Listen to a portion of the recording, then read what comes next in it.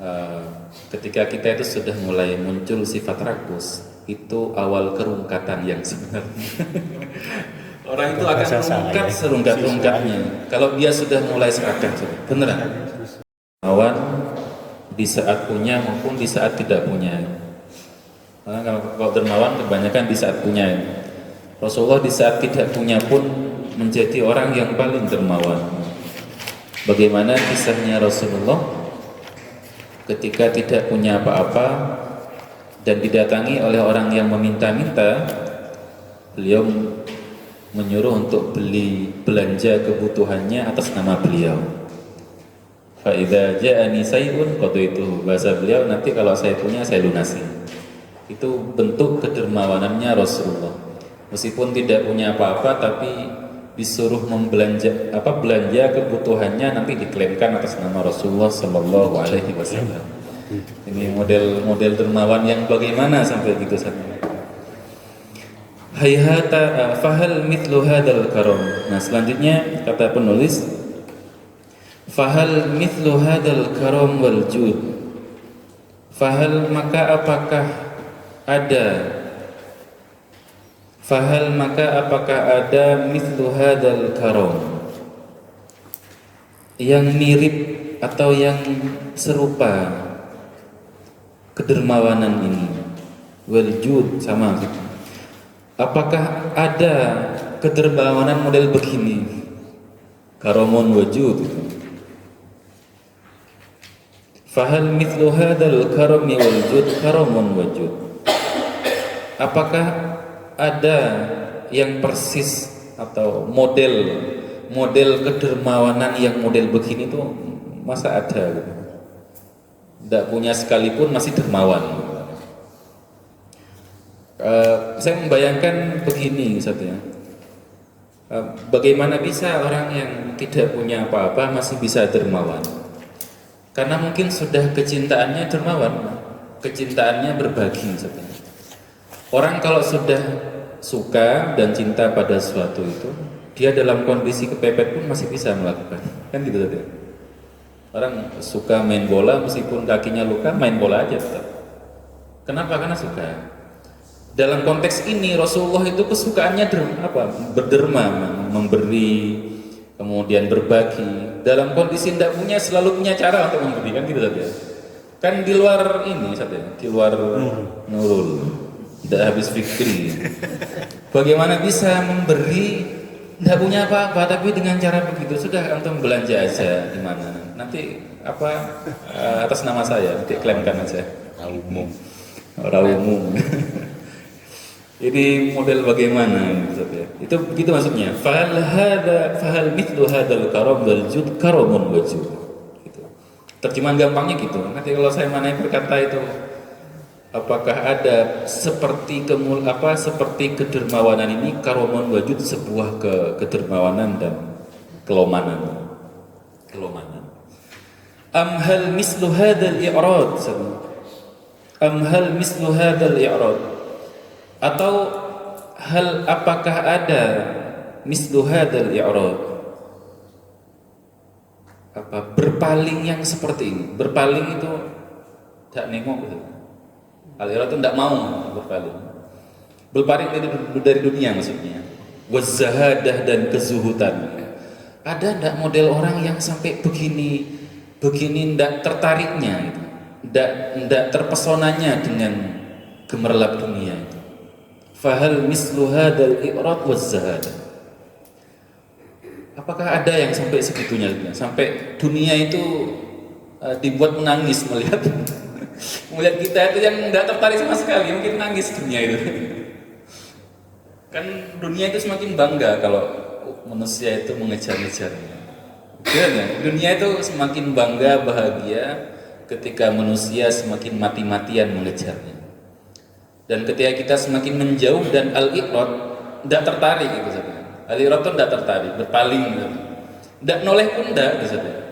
Maka betapa nangisnya dunia itu. Diperlakukan begitu sama kita.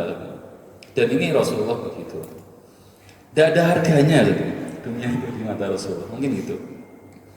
I'radun wa zuhdun. I'radun wa zuhdun, sudah gitu. Apakah masuk ada model sampai seperti ini saja keterpalingan. Tapi memang ini puncak kebahagiaan saja. Ketika kita itu bisa mampu al-i'rad wa zahadah itu, kalau bahasa Ibnu Athaillah itu di dalam Al-Hikam itu, ini bentuk kemerdekaan. Kalau bahasa saya ini bentuk kebahagiaan. Kalau bahasa Ibnu Athaillah, bentuk kemerdekaan ketika kita itu tidak tertarik dengan duniawi, itu bentuk kemerdekaan. Tapi semakin tertarik dan semakin terikat, itu bentuk perbudakan yang sebenarnya. Saya suka bahasanya Satyafi itu. Ketika kita itu sudah mulai muncul sifat rakus, itu awal kerungkatan yang sebenarnya. Orang itu akan merungkat serungkat-rungkatnya. Kalau dia sudah mulai serakah, beneran. Dalam konteks apapun akan begitu. Dalam konteks apapun akan begitu. Orang itu akan rungkat serungkat-rungkatnya. Kalau dia sudah mulai serakah. Serakah itu dia tertarik sama yang bukan miliknya sudah. Lupa sampai menikmati yang dia punya. Dia sudah melihat. Kan diawali dengan noleh saja. Noleh ke barangnya orang, kemudian melirik ke barangnya orang, kemudian muncul rasa suka, terakhir muncul rasa ingin memiliki.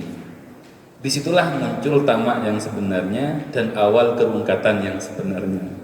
Ngerti rungkat saja? Rungkat itu apa saja? Bahasa Indonesianya? Saya ngerti rungkat gara-gara polemik nasab. Saya tidak ngerti terjemah tapi saya paham mau kesana maksudnya. Hancur, kalah. Luluh lantak. Apa? Luluh lantak. Luluh lantak. Nah, persis ini kayaknya. Mananya mirip banget. Secara rasa itu kerasa ya, luluh lantak. Ente. Mate lah mate. Habis. Jadi habis kalau sudah mulai serakah itu akan habis. Baik, gitu. Lanjut. Hayhata, mustahil, tidak mungkin saja. Hayhata, tidak mungkin atau mustahil. Ayyudraka sya'uman hadhihi sudhurun min fadailihi. Yudroka itu kita nututi. Bahasa Indonesia apa? Tertututi.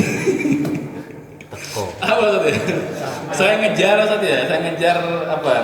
teman saya nih motor, akhirnya saya kata mundurannya kejebok. Tercapai. Masa begitu saya bisa mencapai teman saya yang larinya banter. Nyusul itu belum tentu ini saja bisa menyusul. Tapi bahasa Jawanya nututi itu paling enak menyebutnya. Bahasa Maduranya kejebok itu paling enak juga. Indonesianya yang susah payah menerjemahkan nututi dan kejabok atau adrokahnya. Jadi hayhata mustahil ayyudrokah untuk dicapai, disusun. Tersusun. Enggak enak gitu ya. Ini tugas guru bahasa Indonesia ini, nyari bahasa yang pas untuk adrokah itu. Biar bahasa Indonesia enggak diremehkan. Masuk kalah sama bahasa Madura sama Jawa ya. Lanjut ya. Sya'uman, tidak mustahil, tersusul, tercapai, tergapai. Harus banyak ayatnya terjemahan. Sya'uman, sya'u itu jarak jauh, sudah terlalu jauh. Puncaknya orang atau jauhnya orang ini Rasulullah maksudnya sebenarnya. Hadhihi yang ini sudurun min fadhailihi adalah mutiara keutamanya yang kita bahas sejak dulu tuh. Kita itu susah payah mencapai atau nututi orang yang ini adalah bagian dari mutiara keindahannya. Susah sekali ya. Mustahil lah. Bagaimana Anda mustahil saja? Saya pernah nonton Syekh Ali Jum'ah. Syekh Ali Jum'ah ini mantan mufti Mesir. Murid-muridnya ulama besar. Syekh Usama, Syekh Yusri. Syekh Yusri itu profesor, doktor, ahli bedah, ahli fikih, kemudian mursyid thariqah khusus. Muridnya Syekh Ali Jum'ah juga. Beliau pernah ditanya gini, wahai Syekh, bagaimana apa yang akan Anda lakukan kalau ada di Madinah ketika Rasulullah waktu itu hijrah ke Madinah pertama kali? Kan orang berbondong-bondong nyambut Rasulullah. Kalau Anda yang ada di situ, apa yang akan Anda lakukan? Bahasa Syekh Ali Jum'ah begini, lakhtafaitu saya akan sembunyi. Lakhtafaitu, saya akan sembunyi wara'a jidar aw wara'a nakhla. Saya akan sembunyi di balik tembok atau di balik pohon kurma. Wa ra'aituhu min ba'id. Saya akan memandang Rasulullah dari jarak jauh saja. Tidak berani saya. Untuk orang yang sekualitas saya tidak berani dekat dengan Rasulullah. Saya hanya ingin menikmati dari jarak jauh. Kenapa katanya? Andaikan saya punya kualitas ke sana, pasti saya dilahirkan di zamannya para sahabat waktu itu. Kan ada orang yang menikmati kiai, takdim ke kiai itu dengan cara melihat dari jarak jauh sambil tersenyum, ya Allah, senangnya ya lihat beliau itu. Ada yang begitu. Ada yang pengen selfie gitu. Tapi ada yang nggak mau. Itu bagi dia tuh enggak. Saya cara mencintai saya dan cara mentakzimi saya sama kiai saya dengan cara melihatnya dari jarak jauh. Tidak berani. Itu campur antara cinta dan rasa kerendahan dirinya dengan banyak maksiatnya dan lain-lain, menumbuhkan begitu. Makanya bahasa Syekh di Jumat, lakhtafaitu, saya akan sembunyi wara'a jidar aw wara'a nakhla. Saya sembunyi di balik tembok atau di balik pohon kurma. Ini sekualitas beliau. Mungkin kalau kita beda, mungkin pengen selfie. Gimana kalau tanya saja, gimana kalau Anda hidup di zaman Rasulullah, hadir pertama kali ke Madinah, waktu itu apa yang Anda lakukan? Mungkin bawa HP, bawa ini, pengen segera upload lah pokoknya. Oke. Lanjut saja ya. Jadi tidak mungkin tercapai kualitas Rasulullah ini. Wa yasirun min mahasinihi. Yasirun itu dari al-yus, mudah. Mudah min mahasinihi, menemukan kebaikannya. Rasulullah itu sosok yang mudah sekali ditemukan kebahagiaannya. Kan ada orang yang susah sekali dicari kebaikannya. Disebut nama si A, fulan, apa kebaikannya? Sebut dalam waktu 1 detik aja itu bingung. Apa ya? Kalau Rasulullah tidak butuh waktu lama. Coba sebut 1 kata untuk Rasulullah. Oh baik. 1 kata untuk Rasulullah, jujur, keren akhlaknya. Banyak. Itu namanya yasirun min mahasinihi. Allati la yuhsa laha adad. Allati la yuhsa laha adad, yang tidak bisa terhitung. Allati la yuhsa laha adad, yang tidak bisa terhitung. Wala yudraku laha amad, dan tidak bisa bukan la yudrak, iya nututi segala yudrak. Zaman apapun amat itu, zaman apapun tidak akan bisa nututi, tidak akan bisa sebetulnya.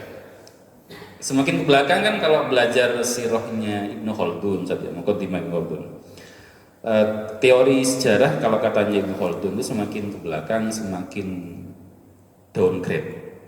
Sejarah itu bergerak regres, bukan maju. Oh iya, maju secara ini teknologi, tapi secara akhlak dan keilmuan semakin downgrade.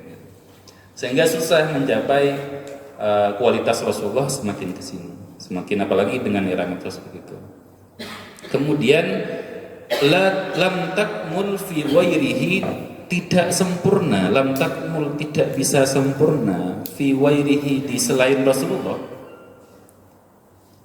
Karakter-karakter ini tidak bisa lengkap di selain Rasulullah saja. Sekeren apapun orang itu, tidak mungkin takmul, tidak mungkin lengkap, paketannya tidak mungkin lengkap di orang selain Rasulullah. Fayusawihi, sampai menyamainya. Tidak ada yang sempurna sampai menyamai Rasulullah. Ini yang saya rasakan saja kalau ngaji tentang sosok gitu, sosok tokoh yang keren gitu. Contohnya saya dulu sering baca Mahatma Gandhi, Dalai Lama. Dalai Lama ini orang yang dikenal dengan sosok hatinya putih sekali, tidak punya kebencian gitu kan. Lahir di negeri yang waktu itu penuh dengan perang, beliau tidak punya kebencian apa-apa.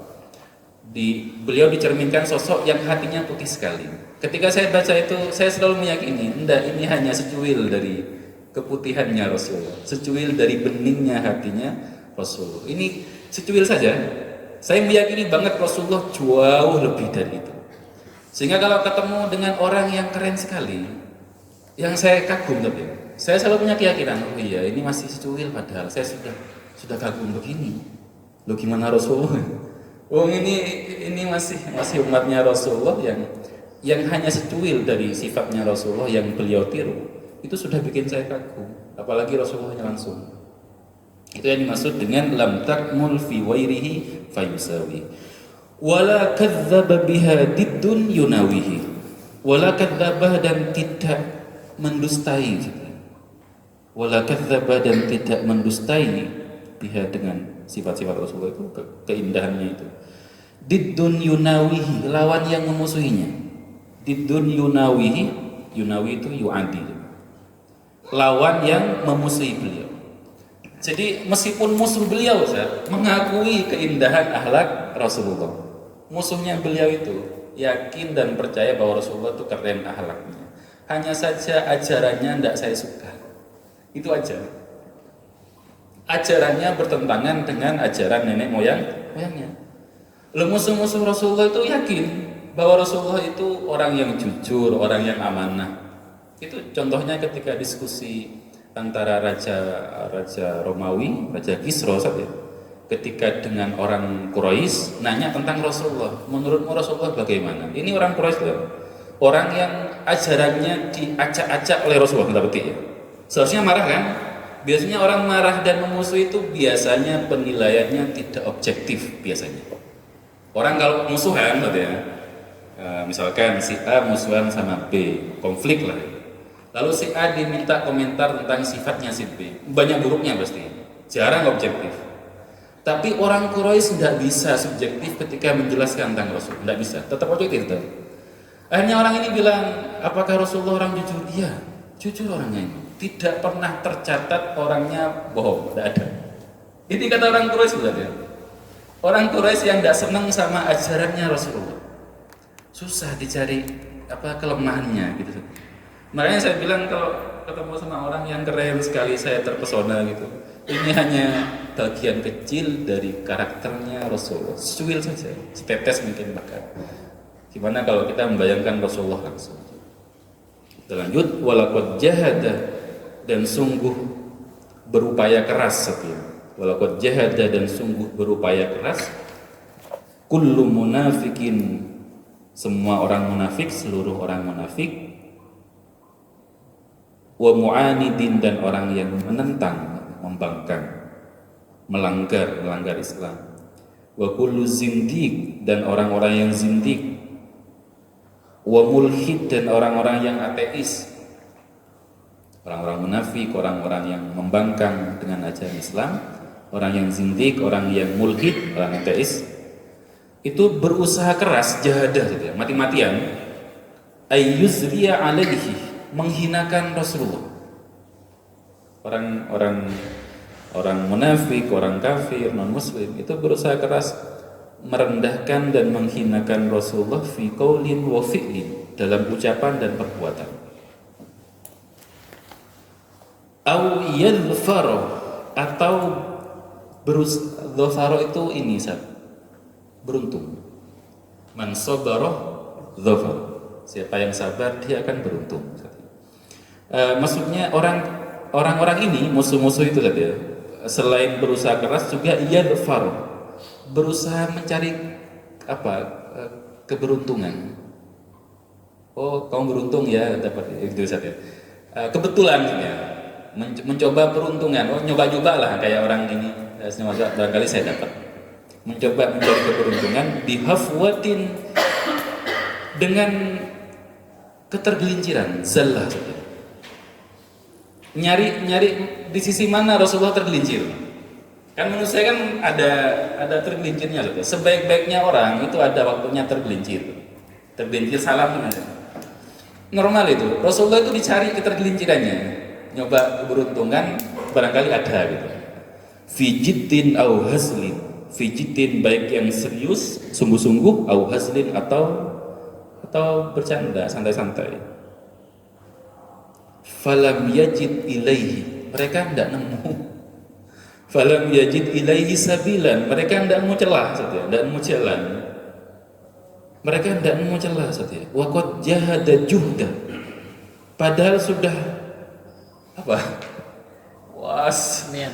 mengerahkan seluruhnya sudah habis-habisan, tidak nemu itu kelemahannya Rasulullah. Wa jama'a kaidahu, dan seluruh tipu dayanya sudah dikumpulkan, tidak nemu. Saya kasih contoh saja. Misalkan orang-orang orientalis itu berusaha menjelekkan Rasulullah lewat satu contohnya misalkan. Rasulullah itu dianggap kok bisa ada nabi yang buta huruf, umi. Tuh, gimana, tidak masuk akal. Bagaimana kok punya nabi yang buta huruf, tidak bisa baca, tidak bisa tulis. Tapi Profesor Quraisyah malah menjawabnya dengan yang sangat keren sekali. Sejarah itu dibaca sesuai dengan konteksnya. Konteksnya itu zamannya dan tempatnya. Jangan dibaca zaman sekarang. Orang zaman sekarang tidak bisa baca, tidak bisa nulis, itu sebuah aib. Kan gitu saja. Sekarang tidak bisa baca, tidak bisa nulis, itu aib. Tapi zaman Rasulullah tidak bisa baca, tidak bisa nulis, itu sebuah kultur dan budaya yang kuat. Mereka semuanya tidak ada yang bisa baca, tidak ada yang bisa nulis. Quraisyah menyebutkan dalam sirahnya itu ada satu orang yang bisa baca di zaman Rasulullah belum jadi nabi. Ada yang bisa baca, tapi orang ini sembunyi-sembunyi. Kenapa malu? Kenapa malu saja? Karena dianggap hafalannya tidak kuat sehingga harus pakai perangkat membaca dan menulis. Tidak cukup pendengaran.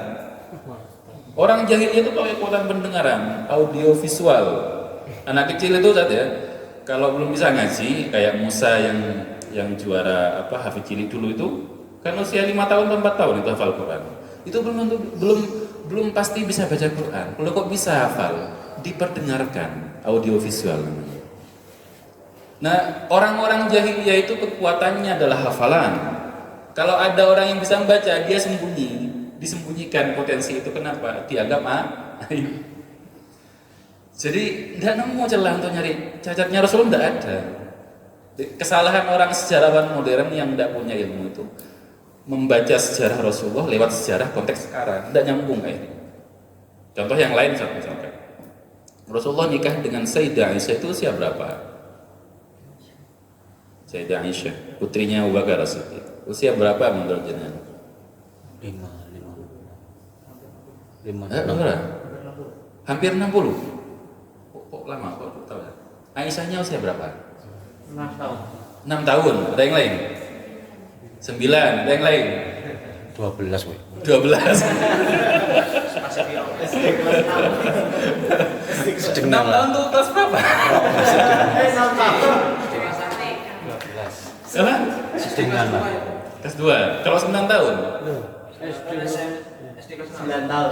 9 Sebenarnya Sultanin sudah benar 6 tahun. benar ya. Riwayat sahihnya dalam Bukhari dinikahi usia 6 tahun, baru satu kamar usia 9 tahun. Lalu ada sebagian ulama yang mencoba memberikan opsi yang ketiga, karena khawatir Rasulullah dicibir, menikah dengan anak usia dini. Konteks sekarang nggak boleh banget, Ustaz. Jelek banget kan gitu saja. Lalu menghadirkan versi yang lain yang paling sahih adalah usia 16 tahun. Itu katanya. Ustaz Budi Asari dengan tegas, enggak, yang benar 6 tahun, satu kamar 9 tahun. Jangan pernah takut dicibir oleh orang-orang kafir sekarang. Orang Quraisy zaman dulu tidak ada yang mencibir itu. Biasa maksudnya di Madura dulu saja nikah, ibu mertua saya itu nikah kalau tidak salah usia SD. Ibu mertua saya. Tidak ada yang mencemooh. Ini tidak usah di zaman jahiliyah Ustaz ya. Di zaman sekarang di Madura, di pelosok, ibu mertua saya itu nikah kalau tidak salah usia akhir SD atau awal SMP, saya lupa. Putranya 12. Putranya 12 saja. Jadi kata saya suka bahasanya sama Budi Asari. Jangan hanya karena takut dicibir orang barat, lalu kita merevisi hadis yang paling sahih di kitab Bukhari. Hendak membaca sejarah itu sesuai dengan konteksnya. Konteks zaman dulu itu tidak apa-apa. Andaikan itu adalah sebuah aib, orang Quraisy lebih dulu menjadikan itu senjata untuk mencemooh Rasul. Tapi tidak ada sejarahnya. Tidak ada sejarahnya orang Quraisy mencecar itu, tidak ada. Itu gitu saja yang baca sejarah. Sehingga susah, tidak nemu. Nyari celahnya tidak ada. Itu begitu saja. Baik. Sampai di sini aja dulu. Ada pertanyaan? Monggo kalau ada. Sampun. Aman ya, di bulan Maulid begini apa yang nambah dari panjenengan terkait kecintaan pada Rasulullah? Baca sirah, alhamdulillah. Saya mengkampanyekan kalau bulan Maulid baca sirah, minimal bulan Maulid setahun sekali. Kalau perlu di rumah itu ada buku, Ustaz ya, buku sirah itu. Nggak suka yang serius-serius nah. Kan kalau bahasa ilmiah kadang ada yang nggak suka, Ustaz ya. Baca versi sirah yang kayak agak novel. Ada yang paling bagus karyanya Lirboyo, Lentera itu. Lentera apa ya? Awalnya Lentera Sirojul apa saya lupa. Saya punya itu bahasanya renyah banget untuk orang yang kalau baca buku ilmiah satu baris langsung tertidur. Cocok baca ini aja. Karena sifatnya kayak novel narasinya kayak novel. Itu ditasbih oleh Ki Anwar Mansur sama Habib Lutfi. Bagus banget. Teman-teman kalau bisa usahakan punya itu. Yang punya keluarga, dekatkan keluarga dengan Rasulullah. Kalau misalkan tidak sempat ada waktu membaca, saya membacanya kapan? Saya membaca di rumah itu saja. Baca dengan penuh gangguan. Gangguan anak betul. Loh, kalau saya pegang buku, mungkin anak kecil itu semakin nemu barang yang tidak boleh disentuh, semakin tertarik untuk merebutnya. Tapi kalau dikasih mainan yang memang kita arahkan untuk disentuh malah nggak diambil. Itu kitab saya buku banyak yang disobek sudah itu. Sambil baca sambil diambil sudah. Itu kalau misalnya saya punya anak Ustaz saya ini ganti, tidak sempat baca ganti nyalakan kajian. Nah, nyalakan kajian tentang sirah versinya banyak. Ada versi Cak Budiasari, ada versi DNU itu. Ada siapa dulu ya, saya lupa, tapi sudah meninggal. Itu banyak. Tinggal panjangan pilih aja. Saya pengen dengarkan apa pagi ini yang pengen saya tambah pengetahuan saya tentang sosok yang saya cintai itu Rasulullah. Sehingga untuk menumbuhkan semakin rasa suka kepada Rasulullah. Nanti efeknya adalah ngamalkan bisnis. Dan saran saya tidak perlu terlalu banyak suka dengan segmen yang bombastis saja. Yang di luar Nurul tadi itu, ambil yang paling bisa kita terapkan saja. Misalkan kita terpukau sama Rasulullah sampai pohon pun nangis pada Rasulullah. Iya, alhamdulillah. Cuman jangan sampai berhenti di situ, terpukau terus apa yang akan kita tiru dari situ. Dari yang ini, yang masih bisa kita tiru, keseharian Rasulullah, cara senyumnya Rasulullah, cara duduknya Rasulullah, cara marahnya Rasulullah, itu kan ada semuanya panduannya. Cara makannya Rasulullah. Saya punya kiai, kalau mulutan ceramahnya tidak banyak, hanya bilang begini, Rasulullah kalau makan itu dimulai dari yang pinggir, yang paling tengah itu nanti terakhir. Kemudian tidak ada satu sisa pun dari butir makanannya, tidak ada upuknya satu pun, tidak ada. Bahkan di tangannya dihisap saja sampai bersih. Kenapa? Karena konsepnya adalah barangkali barokah makanan itu ada di butir yang terakhir. Saya pernah ketemu dengan sebuah tulisan, ini nyambung banget. Orang makan bagaimana biar bersyukur? Dia membayangkan seluruh proses munculnya makanan itu. Dari beras bagaimana petani padi, dari lauk ikan bagaimana nelayan. Membayangkan itu semuanya saja. Maka satu porsi piring nasi dengan lauk pauknya itu adalah penuh kesyukuran. Habis bersih. Ya tulang-tulangnya dibuang. Tulang-tulangnya dibuang. Kalau masih ada. Itu gitu saja. Bismillah. Semoga kita dijadikan orang-orang yang dekat dengan gaya hidupnya Rasulullah dan karakternya Rasulullah. Amin ya robbal alamin. Kurang lebihnya mohon maaf. Kita tutup dengan doa kafaratul majlis. Subhanakallahumma wa bihamdika asyhadu an la ilaha illa anta astaghfiruka wa atubu ilaik. Wassalamualaikum warahmatullahi wabarakatuh. Waalaikumsalam.